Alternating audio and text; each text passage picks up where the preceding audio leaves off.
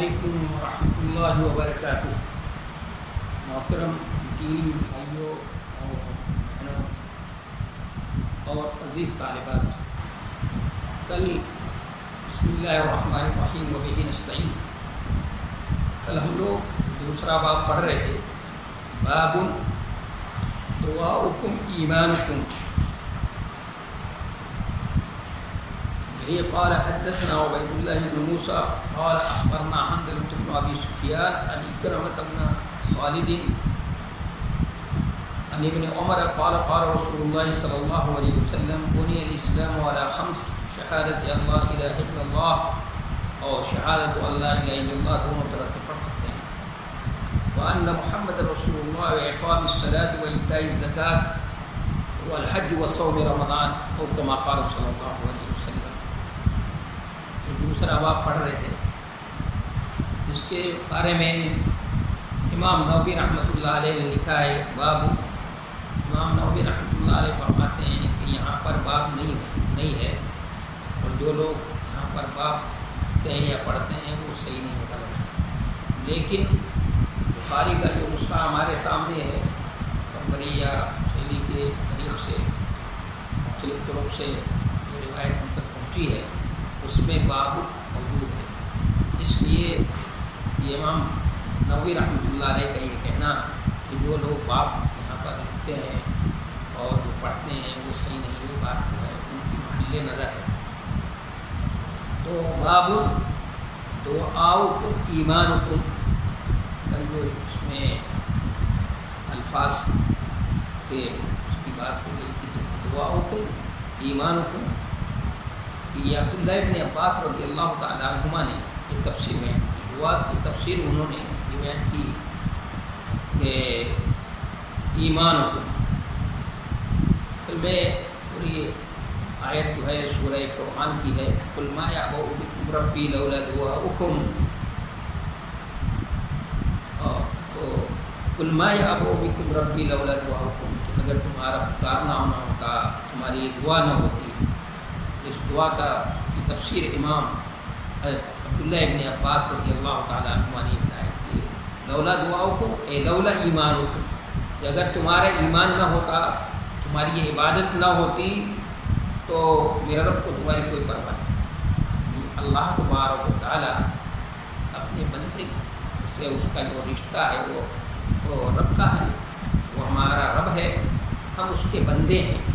تو یہ رشتہ ہوگا، یعنی اللہ پر ایمان ہے یہ ہے تو اللہ اپنے بندوں کا خیال کرتا ہے، اپنے بندوں کا پاس و لحاظ کرتا ہے،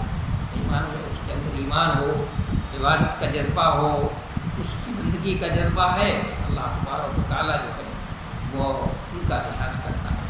اس لیے کہا ما یعبأ بکم ربی لولا دعاؤکم، اگر یہ تمہارا ایمان نہ ہوتا، تمہاری دعا نہ ہوتی، پکارنا نہ ہوتا، تمہاری عبادت نہ ہوتی، تم اللہ پر ایمان نہ رکھتے، عبادت نہ کرتے، اس کی بندگی کا اظہار نہ کرتے، تو اللہ کو تمہارے کا کوئی پرواہ نہ ہوتی، کوئی تمہارے پاس نہیں آتا۔ تو امام بخاری اس باب سے یہ بات ثابت کرنا چاہتے ہیں کہ دعا ایک عمل ہے، دعا مخ العبادت، کہ عبادت کا مقصد ہے دعا، تو ایک عمل ہے، اور اس کی تفسیر عبداللہ ابن عباس رضی اللہ تعالیٰ عنہما نے اس سے کہ ایمان سے کی ہے۔ اس سے معلوم ہوا کہ عمل پر ایمان کا اطلاق جائز ہے، یہ عمل جو ہے یہ ایمان کا جز ہے، عمل پر ایمان کا اطلاق ہوگا تو اس کی عمل ایمان کا جز ہوا، اور عمل میں کمی اور زیادتی کو قبول کرتا ہے، لہذا ایمان بھی کمی اور زیادتی کو قبول کرے گا۔ اس طرح سے امام بخاری رحمۃ اللہ علیہ نے ترجمۃ الباب قائم کر کے اس سے ثابت کرنے کی کوشش کی ہے کہ نفس ایمان کے اندر کمی اور زیادتی ہوتی ہے۔ پھر وہ حدیث موصولاً نقل کی ہے جو اس سے پہلے انہوں نے کیا کہا تھا کہ باب قول نبی صلی اللہ علیہ وسلم بني الاسلام علی خمس، اس حدیث کو ترجمۃ الباب کے ضمن میں امام بخاری رحمۃ اللہ علیہ نے موصولاً نقل کیا ہے کہ وہی قال حدثنا عبید اللہ بن موسیٰ، امام بخاری رحمۃ اللہ علیہ نے فرمایا کہا کہ ہم سے عبید اللہ بن موسیٰ نے حدیث بیان کی، انہوں نے کہا ہم کو حنظلہ ابن ابی سفیان نے خبر دی۔ میں نے کل بتایا تھا کہ حنظلہ ابن سفیان جو ہے یہ قرشی ہیں، مکی ہیں، یہ صفوان ابن امیہ جمحی کے ہی خاندان سے ان کا تعلق ہے۔ یہ کہتے ہیں کہ انہوں نے کہا کہ ہم کو حنظلہ ابن ابی سفیان نے خبر دی، ابو سفیان نے خبر دی، انہوں نے اکرمہ ابن خالد سے اور انہوں نے عبداللہ ابن عمر رضی اللہ عنہما سے روایت کیا۔ اور اکرمہ ابن خالد کے بارے میں بتایا کہ اکرمہ ابن خالد جو ہیں یہاں پر جن سے امام بخاری رحمۃ اللہ علیہ نے روایت کی ہے وہ ابن سعید ابن عاص ابن ہشام ابن المغیرہ المخزومی ہے، اور یہ ثقہ راوی ہیں، اس پر سبھی محدثین کا اتفاق ہے ان کی ثقافت پہ، ان کی عدالت پہ، اور انہی کے طبقے میں ایک انہی کے نام کے ہیں بالکل، ان کے والد کا بھی خالد ہی نام ہے، اکرمہ ابن خالد، لیکن دادا ان کے سلمہ ہیں، سلمہ ابن ہشام ابن المغیرہ ہیں، وہ مخزومی وہ بھی ہیں، لیکن وہ ضعیف راوی ہیں، ان سے امام بخاری رحمۃ اللہ علیہ نے کوئی روایت نہیں کی۔ یہ جو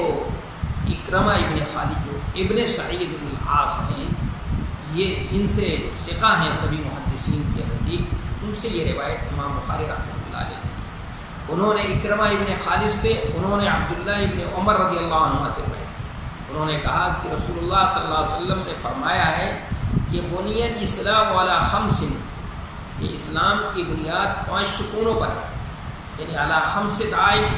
اور بعض روایتوں میں ہے اعلیٰ خمسۃ ارکان، یہ 5 ستونوں پر ہے۔ تو شہادت اللہ الہ الا اللہ، تو اگر خمس سے کو بدل مانیں گے تو شہادت اللہ الہ الا اللہ پڑھ سکتے ہیں، اور اگر ہم کہیں کہ احدہما شہادت اللہ الہ الا اللہ، اس طرح مرفوع بھی پڑھ سکتے ہیں کہ پہلا ستون کیا ہے، اس بات کی گواہی دینا، اس بات کی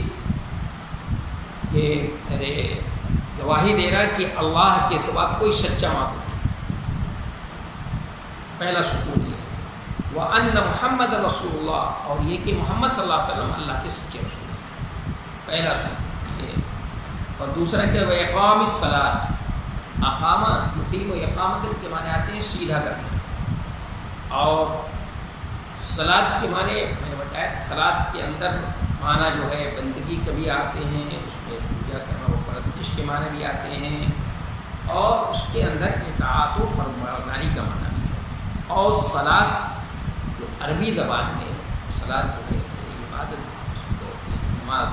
یعنی اللہ کے سامنے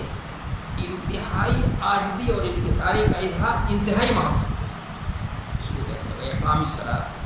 تو دوسرا ستون کیا ہے، نماز قائم کرنا، اس کو اقامت الصلاۃ، اقام الصلاۃ سے کو تعبیر کیا ہے، اس کی وضاحت جو ہے بھی ہوگی جب تشریح ہوگی۔ وہ ایتاء الزکوٰۃ، اور دوسرا ستون کیا ہے، زکوٰۃ ادا کرنا، ایتا آتا ایتا مانے دینا، ادا کرنا، اور یہ عطا عربی زبان میں دینے کے لیے بہت سے الفاظ استعمال ہوتا ہے، لیکن ایک ہوتا ہے آتا یوتی کے معنی دینا بھی ہوتا ہے، لیکن وہ دینا آتا جو ہوتا ہے وہ استعمال جو ہے وہ مستقبل میں کوئی چیز عطا کرنا، وَلَسَوْفَ يُعْطِيكَ رَبُّكَ فَتَرْضَىٰ، اور یہ آتا یوتی دان، عطا معنی آنا، اور آتا یوتی اعطان کے معنی دینا، عطا دینا، کسی کو مالک بنا دینا، اس کو کوئی چیز دے کر کے اس کو اس کا مالک بنا دینا، یہ معنی بھی اس کے اندر پایا جاتا ہے۔ اور زکوٰۃ کے اندر 2 معنی پائے جاتے ہیں، ایک تو تنمیہ کا، نمو کا، بڑھوتری، بڑھنا، یہ بڑھنا، اور دوسرا معنی یہ ہے کہ جو چیزیں اس کے بڑھنے کے راستے میں رکاوٹ بننے والی ہیں، جو چیز راستے میں روڑا بنتی ہے اس کو صاف کرنا، تو دونوں معنی اس کا جو ہے صحیح معنوں میں لازم اور ملزوم ہے، یہ معنی لازم اور ملزوم ہے، یعنی اگر یہ اس کے راستے میں، بڑھنے کے راستے میں جو چیزیں رکاوٹ بنتی ہیں، جو چیزیں حائل ہیں، ان کو اگر صاف کر دیا جائے، اس روڑے کو صاف کر دیا جائے، وہ خود بخود وہ چیز کیا ہو جائے گی، بڑھنے لگی۔ جیسے کسان ہے، جو گیہوں کا کھیت ہے یا دھان کا کھیت ہے، اس میں جاتا ہے، جو اس کے دھان یا گیہوں کے پودے کو نقصان پہنچانے والی چیزیں ہوتی ہیں، اس کو کیا کرتا ہے، وہ لا دیتا ہے، دور کر دیتا ہے، تو وہ اس کا پودا بڑھنے لگتا ہے، اس میں نمو۔ تو یہ اس میں دونوں معنی پائے جاتے ہیں، تو صاف کرنا معنی بھی ہے، اور دوسری یہ کہ بڑھانا. تو صحیح معنوں میں دیکھیں یہ زکوٰۃ جو ہے اس میں صاف کرنے کا جو معنی رکھا گیا لغوی معنی ہے، اور اس میں نمو، یہ دونوں معنی یہ زکوٰۃ کو اسلام کی جو اسلام رکن اہم بنیادی رکن ہے، اس میں یہ معنی بھی ہے، اس لیے اس کو لفظ کو استعمال کیا بھائی ایتاء الزکوٰۃ والحج. اور حج کے معنی ہوتے ہیں قصد کرنا. تو کس کا قصد کرنا؟ بیت اللہ شریف کا. للہ علی الناس حج البیت من استطاع الیہ سبیلا. للہ علی الناس کے لیے اللہ کو کرے، اللہ کے لیے لوگوں پر کیا فرض ہے؟ بیت من استطاع الیہ سبیلا، بیت اللہ کا قصد کریں، بیت اللہ کا حج کریں جو لوگ وہاں تک جانے کی طاقت رکھتے. وصوم رمضان، اور رمضان المبارک کے مہینے کا روزہ. یہ امام بخاری رحمۃ اللہ علیہ نے یہ حدیث موصولا نقل کی ہے، اور یہ حدیث بڑی اہم حدیث ہے. اس کی تشریح جو ہے اس پہلو سے بھی کی جائے گی. اس میں جناب نبی کریم صلی اللہ علیہ وسلم نے تشبیہ دے کر سمجھایا اسلام کو ایک حصی چیز ہے. اسلام ایک معنوی چیز ہے، اس کو ایک حصی چیز سے لوگوں کو سمجھایا ہے، اور اس کے صحیح روح کو ان کے ذہنوں میں راسخ کرنے کی کوشش کی. اس لیے کہ تشبیہات اور تمثیلات کا معانی اور مطالب کو ذہنوں سے قریب کرنے میں بڑا اہم رول ہوتا ہے. اور نبی صلی اللہ علیہ وسلم اس لیے بھی تشبیہات اور تمثیلات کے ذریعے سے اپنے لوگ مخاطب کو سمجھاتے تھے کہ جو آپ کے مخاطب تھے وہ امی لوگ تھے. آپ نے خود ہی فرمایا نحن امۃ امیہ. اس لیے بہت سے موقع پر مثلا گنتی بتانا ہوتا تھا تو آپ فرماتے تھے کہ دیکھو بتاؤ یہ کتنے ہو گئے، فرمایا 10. کہا یہ کتنے ہو گئے، 10 ہو گئے، کہا 20 ہو گئے. اس طرح سے اور بھی بتایا اس طرح بتایا کتنے ہو گئے، مہینے بتایا کہا 30. اور کبھی ایک انگلی دبا لی کہا کتنا، یعنی 30. کہا کبھی 30 کا بھی مہینہ ہوتا ہے، کبھی 29 کا. اسی طرح سے 2 2 4 کی طرح آپ صلی اللہ علیہ وسلم کیا کرتے تھے سمجھا. اور اسی طرح اسی لیے تمثیلات اور مثالوں کے ذریعے سے سمجھاتے ہیں. قرآن میں خود بہت زیادہ تمثیلات اور مثالوں کے ذریعے سے بات کو اور حقائق کو ذہنوں سے قریب کرنے کی کوشش کی گئی ہے. تو ایک تو نبی صلی اللہ علیہ وسلم کی تشبیہ کو سمجھنے کی کوشش کریں، اور پھر یہ تشبیہ جو دی گئی ہے اس تشبیہ کے پیچھے مقصد کیا ہے، اس کے پیچھے مقصد کیا ہے. اس کا وجہ شبہ ہوتا ہے، کوئی کسی وجہ سے کسی چیز کی تشبیہ کسی چیز سے دی جاتی ہے، اس کا وجہ شبہ ہوتا ہے. اس کی وجہ شبہ کیا ہے، اس کے پیچھے مقصد کیا ہے، سمجھانا کیا مقصد ہے، اس تشبیہ کے پیچھے کیا مقصد ہے، یہ بھی سمجھنے کی ضرورت ہے. اور پھر اسلام ایک مکمل ضابطۂ حیات ہے، اس کو نبی صلی اللہ علیہ وسلم نے ایک تشبیہ کے ذریعے سے اس میں سمجھایا ہے. تو یہ جو اس کے 5 ستون ہیں، تو ان ستونوں کی حیثیت کیا ہے، اور یہ دیکھیں گے تو صحیح معنوں میں 2 جز ہیں اس کے. ایک جز اس کے عقیدے کا ہے یعنی بندگی، اور دوسرا جز جو ہے اس میں بندگی کا طریقہ بتایا گیا ہے کہ اللہ کی بندگی کس طریقے سے کی جائے، اور اس کی بندگی ضروری ہے ہمارے لیے. تو اس کی بندگی کا طریقہ کیا ہے. تو وہ 4 ستون جو آخر بعد میں ہیں، پہلا ستون جو عقیدے کا ہے یعنی بندگی، اور پھر کے جو 4 ستون ہیں نماز، یہ زکوٰۃ، حج، روزہ، یہ کیا ہیں اس کی اللہ کی بندگی کا طریقہ ہے. اس پہلو سے، اس 3 پہلو سے اس میں سمجھنے کی کوشش کی جائے گی اس حدیث کو، تاکہ ہمارے سامنے یہ حدیث بالکل واضح ہو جائے. اور پھر اس کے بعد یہ کوشش کی جائے گی کہ امام بخاری رحمۃ اللہ علیہ یہاں پر اس حدیث کو موصولا نقل کر کے وہ کیا ثابت کرنا چاہتے ہیں، ان کا مدعا کیا ہے، ان کا مقصود اور مطلوب کیا ہے. تو پہلے سوچتے ہیں یہاں پر جناب نبی کریم صلی اللہ علیہ وسلم نے اسلام جو ایک معنوی چیز ہے، غیر حصی چیز ہے، اس کو ایک حصی چیز سے تشبیہ کیا. اور وہ بھی تشبیہ غیر کوئی تشبیہ اسی چیز سے دی جاتی ہے جو سماج کے اندر وہ چیز کیا ہو، وہ سماج کے اندر جانی پہچانی چیز ہو. اس لیے شعراء نے بھی اس زمانے جاہلیت کے شعراء نے بھی اپنے اشعار کے اندر جو تشبیہات کی ہیں، تمثیلات پیش کی ہیں، وہ بھی اپنے زمانے کی تشبیہات اور تمثیلات انہوں نے پیش کیے، کیونکہ ان کے شاعر یا ادیب ہو وہ اپنے زمانے ہی سے غذا، اپنے ماحول ہی سے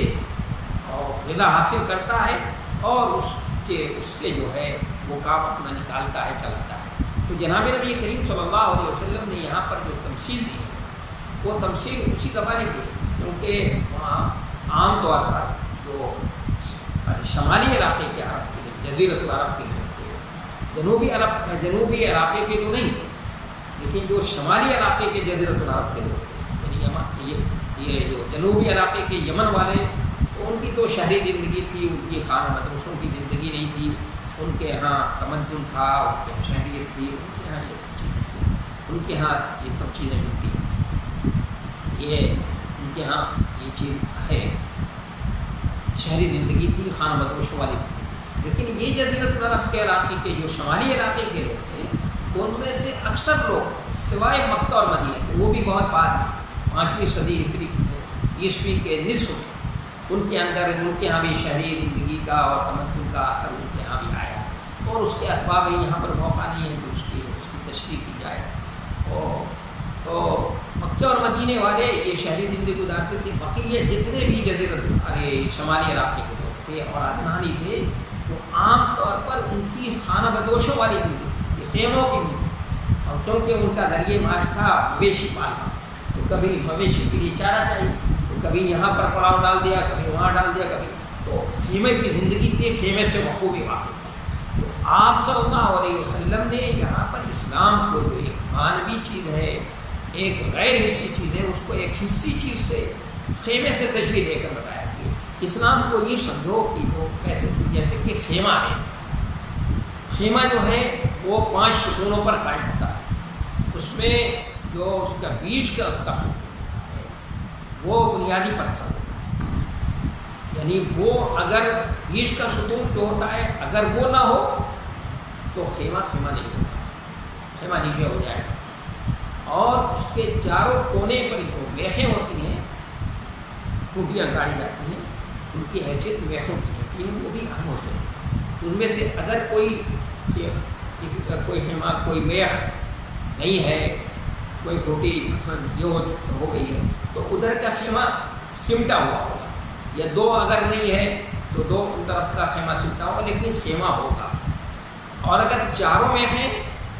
ہم نہیں کہتے ہیں، چاروں ٹوٹیاں، چاروں ستون ادھر کے چاروں کونوں کے ستون ختم ہو جائیں،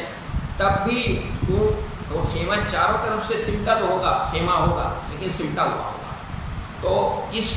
خیمے سے تشبیہ دیا ہے آپ صلی اللہ علیہ وسلم نے کس کو؟ اسلام کو۔ تو آپ نے فرمایا کہ جیسے خیمہ ہے اس میں ایک بنیادی ستون ہوتا ہے بیچ والا، اور اس کے چاروں کونے پر میخیں ہوتی ہیں، اسی طرح اسلام کو ستون، کہ اسلام کے اندر ایک بنیادی پتھر ہے، جو اس کا بنیادی ستون ہے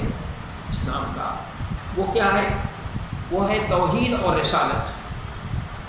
کہ یہ بنیادی پتھر ہے، اگر یہ نہ ہو تو ستون ہی کلمہ شہادت یعنی مکمل دستور حیات کا بنیادی پتھر ہے، اس پر جو امت مسلمہ کی زندگی سارے مسائل اور تقاضوں کے ساتھ قائم ہوتی ہے۔ آپ نے فرمایا کہ یہ اس کی حیثیت جو ہے بنیادی پتھر کی ہے، اگر یہ نہ ہو، اس مکمل دستور حیات کی بنیادی جو پتھر ہے یہی نہیں ہے، وہ تو وہ اسلام پھر نہیں ہوتا، تو پھر خیمہ نہیں ہے، بنیادی پتھر بیچ کا پتھر نہیں ہوتا تو خیمہ نہیں ہوتا۔ اسی طرح سے اگر یہ توحید اور رسالت اگر کسی کی زندگی میں نہیں ہے تو پھر وہ اسلام کے مکمل دستور حیات نہیں ہے۔ اور پھر یہ اس طرح اس کے چاروں کونے کی سکون جو ہے کی حیثیت ہوتی ہے، اسی طرح سے نماز، زکوٰۃ، حج اور روزہ جو ہے یہ اس کے چاروں کونے کی میخوں کی طرح ان کی حیثیت ہے۔ تو اگر کسی کی زندگی میں نماز میں سستی ہے، مثال کے طور پر نماز میں سستی برتتا ہے، وہ نماز کی پابندی نہیں کرتا ہے، تو وہ ادھر کا خیمہ جو ہے ادھر وہ اس کے سمٹا ہوگا، جیسے خیمہ ایک ستون نہیں ہے، اس کی میخ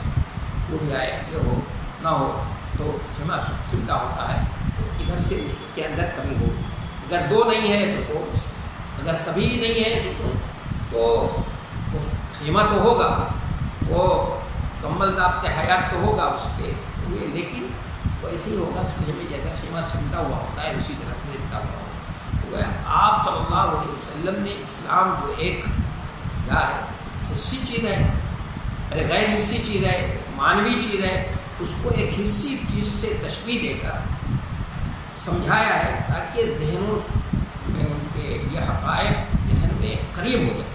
اس کی اہمیت ہر سکون کے اسلام کے اندر جو سکون ہے، یعنی جو بنیادی پتھر ہے، اس کی اہمیت ان کے ذہنوں میں راسخ ہو جائے کہ بھائی یہ تو بنیادی پتھر ہے، جو پہلا جز ہے یعنی توحید اور رسالت کا جز، یہ تو بنیادی پتھر ہے، اور یہ دوسرے جز جو ہیں عبادت بندگی کا جو طریقہ ہے، ان کی حیثیت جو ہے اور چار کونے کے سکونوں کی سی ہے۔ اس میں اگر کسی طرف سستی ہے تو ادھر کا خیمہ کیا ہوگا، وہ سمٹا ہوا ہوگا۔ اس طرح سے نبی علیہ السلام نے وہ تشبیہ دے کر کے اس حقیقت کو ان کے ذہنوں کے کیا کر دیا، قریب کر دیا، اور ہم سب کے ذہنوں کے قریب کر دیا، اور ہم نے ہمارے لیے سمجھنا کیا ہوگا اس کا آسان ہوگا۔ دوسری بات یہ کہ دوسرے پہلو سے یہ غور کرنے کی بات ہے کہ نبی علیہ السلام نے یہ تشبیہ دے کر کو ہمیں سمجھایا ہے، حقائق کو ہمارے ذہنوں سے قریب کیا ہے، اس کے پیچھے مقصد کیا ہے، یعنی یہ شباب کیا ہے، جیسے آپ صلی اللہ علیہ وسلم کی تشبیہ دے کر کے بتانا چاہتے ہیں، اس کے پیچھے مقصد یہ ہے کہ جیسے خیمہ ہے یا کوئی قلعہ ہو، محفوظ قلعہ ہے، کہ اس کے اندر آدمی پہنچ گیا، یعنی اسلام کو ایک خیمے سے تشبیہ دے کر، ایک محفوظ قلعے سے تشبیہ دے کر آپ بتاتے ہیں کہ اسلام کو بھی ایسی سمجھو کہ ایک محفوظ قلعہ ہے، یہ محفوظ خیمہ ہے کہ خیمے کے اندر جو آدمی پہنچ گیا اور اس نے خیمے کا دروازہ بند کر لیا، قلعے کے اندر پہنچ گیا، قلعے کا دروازہ بند کر لیا، تو اب اندر کے دشمن سے اور باہر کے دشمن سے کیا ہو گیا، محفوظ ہو جاتا ہے۔ اسی طرح اسلام کا بھی معاملہ یہ ہے کہ جو اسلام کے اندر داخل ہو گیا، اس لیے آپ صلی اللہ علیہ وسلم نے ہرقل سے کیا فرمایا، اسلم تسلم، اسلام قبول کر لو، ارے محفوظ ہو جاؤ۔ اسلام کے دائرے میں، اسلام کے اس قلعے میں جو کوئی داخل ہو گیا، اس قلعے میں محفوظ داخل ہو گیا تو گویا محفوظ ہو جاتا ہے، اندر کے دشمن سے بھی محفوظ ہو جاتا ہے اور باہر کے دشمنوں سے بھی محفوظ ہو جاتا ہے۔ اندر کا دشمن کیا ہے، اندر کا دشمن جو ہے سب سے بڑا دشمن جو ہے ان نفس الامارہ بالسوء، کہ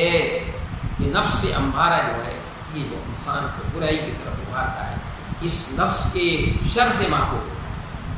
اس لیے اللہ تعالیٰ نے فرمایا آگے نفس الامارہ بالسوء الا ما رحم ربک، اور اللہ تعالیٰ رحم کرے تو جب اسلام میں داخل ہو گیا، وہ اسلام کے محفوظ قلعے میں داخل ہو گیا تو اللہ کا رحم و کرم ہوگا اس کے اوپر، اور اس کے شر سے کیا ہو جائے گا، وہ محفوظ ہو جائے گا۔ اور ارے باہر کے دشمن سے بھی محفوظ ہو جاتا ہے۔ باہر کا دشمن کون ہے، تو باہر کا دشمن سب سے بڑا دشمن جو ہے وہ شیطان ہے، جس نے اللہ سے مہلت مان رکھی ہے، اور اللہ سے مہلت مان کر اس نے کہا کہ میں آپ کے راستے پہ بیٹھ جاؤں گا اور آپ کے بندوں کو میں راہ راست سے کیا کروں گا، ہمیشہ بھٹکاتا ہی رہوں گا، مسلسل بھٹکاتا رہوں گا۔ تو اللہ تعالیٰ نے فرمایا مہلت تو دے دی اس کو، لیکن اللہ تعالیٰ نے اللہ عبادت المخلصین، اس میں استثناء ہے کہ جو آپ کے مخلص بندے ہیں، جو آپ کے وہ بندے جو اسلام کو رابطہ حیات کی طرح ایسے سے اس کو تسلیم کر لیں گے، اور جن کے زندگی میں اسلام ہوگا اور جو اسلام کے محفوظ قلعے میں داخل ہو جائیں گے، تو وہ بھی شیطان کے شر سے جو ہے کیا ہو جائیں گے، محفوظ ہو جائیں گے۔ تو اس طرح سے اسلام یعنی آپ تشبیہ دے کر آپ یہ سمجھانا چاہتے ہیں، مقصود اس کے پیچھے یہ ہے کہ اسلام ایک محفوظ قلعہ ہے، اس کو یہ سمجھو کہ یہ محفوظ قلعہ ہے اور محفوظ خیمہ ہے، اس میں داخل جو بھی ہو گیا تو اندر کے دشمن کے شر سے بھی محفوظ ہو جاتا ہے، اور باہر کا جو دشمن ہے سب سے بڑا دشمن جو ہے وہ شیطان ہے، اور ہر انسان کے ساتھ یہ قرین کیا ہے، وہی نفس امارہ ہے، اس کے شر سے بھی اور شیطان کے شر سے بھی کیا ہو جاتا ہے، وہ محفوظ ہو جاتا ہے۔ تو یہ نبی علیہ السلام نے تشبیہ دے کر کے اس کے پیچھے آپ کا مقصود یہ تھا۔ تو اس پہلو سے بھی ہم نے سمجھ لیا کہ نبی صلی اللہ علیہ وسلم نے اس حدیث میں اسلام کو ایک معنوی چیز ہے، ایک غیر حصی چیز ہے، اس کو ایک حصی چیز سے تشبیہ دے کر ہمیں سمجھایا ہے، ہمارے ذہنوں میں حقیقت کو راسخ کیا، اور اس تشبیہ کے پیچھے آپ کا مقصد کیا ہے یہ باقی ہمیں سمجھنا ہے۔ اب تیسرے پہلو سے حدیث کو غور کرنا ہے کہ کہ یہ نبی صلی اللہ علیہ وسلم کی حدیث جو ہے یہ بڑی اہم حدیث ہے، یہ اتنی اہم حدیث ہے اور اس میں آپ صلی اللہ علیہ وسلم نے اسلام کو، میں نے ابھی عرض کیا کہ ایسے سمجھایا ہے تشبیہ دے کر کے، گویا اسلام کے جو یہ ستون ہیں ان کی حیثیت شعر کا جو مصرع ہوتا ہے اس کی ہے کہ اس میں سے اگر ایک لفظ نکال دیا آپ نے تو وہ مصرع کیا ہو جاتا ہے، وہ ٹوٹ جاتا ہے، بے معنی ہو جاتا ہے۔ تو اسی طرح سے اسلام کی جو ستون ہے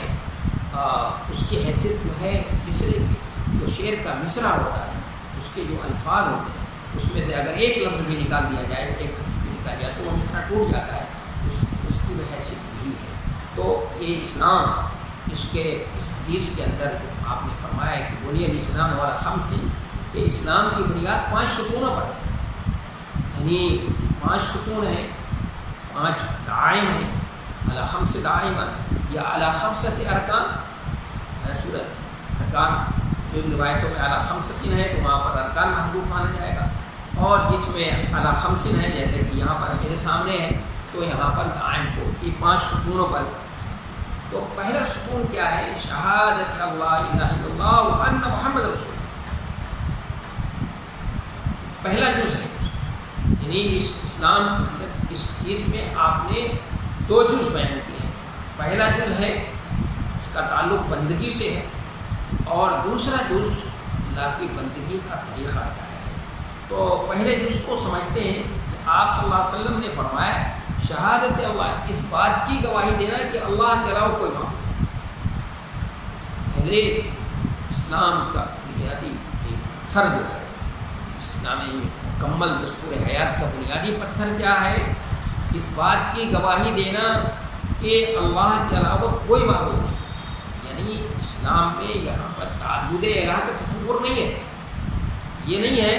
کہ بھائی ایک دیوی یا کوئی دیوتا روٹھ گیا ہے، ناراض ہو گیا، چلو بھائی دوسرے کو منا لیتے ہیں، چلو بھائی تیسرے کو منا لیتے ہیں، نہیں، یہاں پر یہ تعدد الہ میں کوئی تصور نہیں۔ پہلی شہادت اللہ، شہادت اللہ الہ الا اللہ یا شہادت اللہ الہ الا اللہ، پہلا ستون کیا ہے کہ اس بات کی گواہی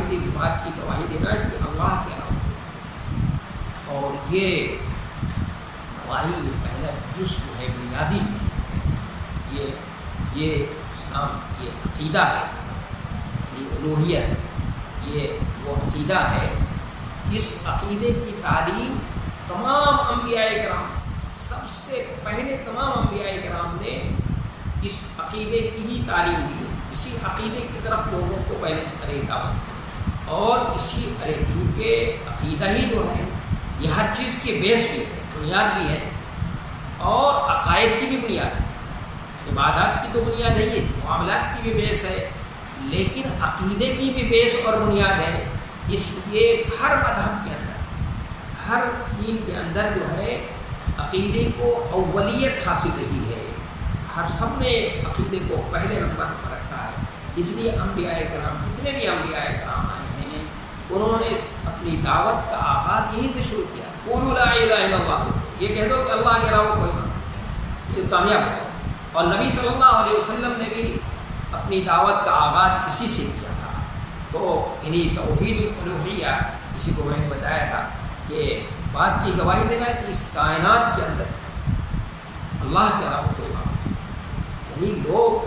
اللہ کو مانتے تھے، ہر زمانے میں مانتے رہے، نبی علیہ السلام کے زمانے میں بھی اللہ کو مانتے تھے،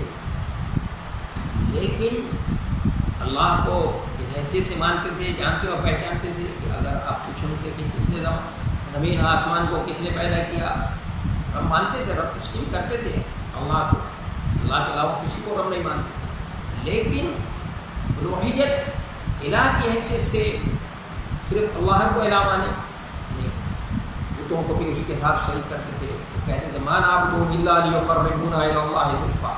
تو اس توحید الوہیہ کے اندر جو ہے یہاں شرک پایا گیا، اس لیے تمام انبیاء کرام نے جب بھی اپنی قوم کو دعوت دی ہے تو اسی سے اپنی دعوت کا آغاز کیا ہے۔ تو اس لیے اسلام کے بنیادی یہ جو پتھر ہے،